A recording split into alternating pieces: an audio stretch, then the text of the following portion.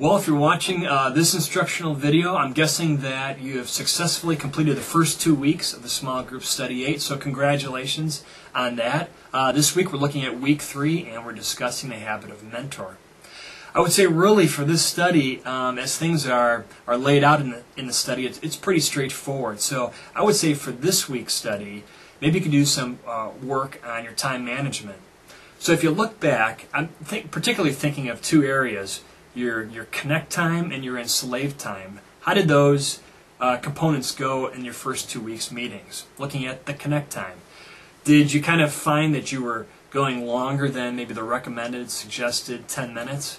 And if that happened, maybe it was because you tried to do your connect time as one big group. Maybe you have 10 or 12 or so in your group. So I'd really suggest breaking up into foursomes, as it indicates in the small group study guide. Break up into foursomes, and that will really help all of you kind of keep within that 10 minutes, because then you just got 4 people that would share 2.5 minutes or so their response to that week's this week's connect question.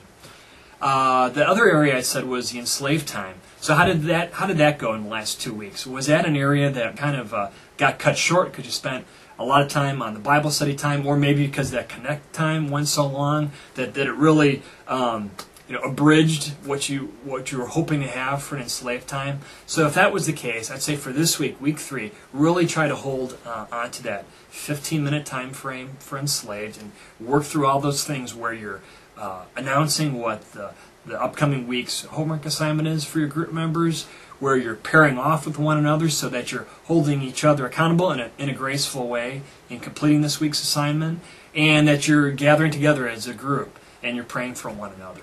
So again, if that was an area that was cut short, try to find a time this week to get that full enslaved time done. I think that's all really I have for you. So yeah, many blessings on week 3.